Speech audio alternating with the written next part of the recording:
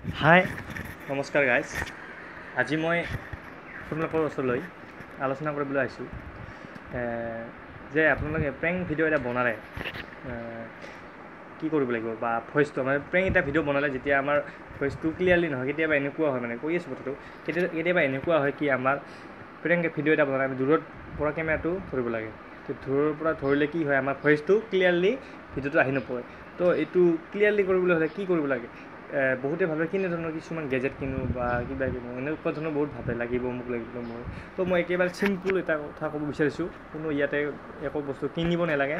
Just আপোনালোকৰ হাতত এটা মোবাইল ফোন থাকিব লাগিব, এক্সট্ৰা মোবাইল, যিটো ভিডিঅ' কৰিব এইটো থাকিবই, আৰু এটা এক্সট্ৰা থাকিব লাগে মোবাইল ফোন। তো যেতিয়া আপোনালোকে ভিডিঅ'টো কৰিব তেতিয়া এই কৰিব যে আপোনালোকৰ মোবাইলৰ চাউণ্ড ৰেকৰ্ডাৰটো অন কৰি ল'ব। ভিডিঅ' যিমান সময় কৰে চাউণ্ড ৰেকৰ্ডাৰটো অন কৰি ল'ব।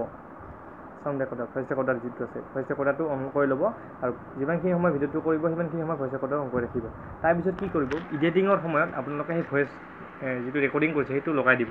তো আপোনালোকৰ ভিডিঅ'ৰ কোনো গেজেট বা কোনো এটা বস্তুৰ দৰকাৰ নহ'ল, ডাইৰেক্টলি আপোনালোকৰ ভিডিঅ'টো ভাবিব, ডাইৰেক্টলি আপোনালোকৰ ৰেকৰ্ডিঙৰ সেইটো সহজে হৈ গ'ল এটা মোবাইল ফোন লগাই।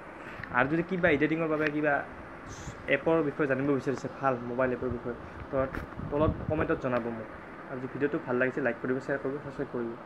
ধন্যবাদ।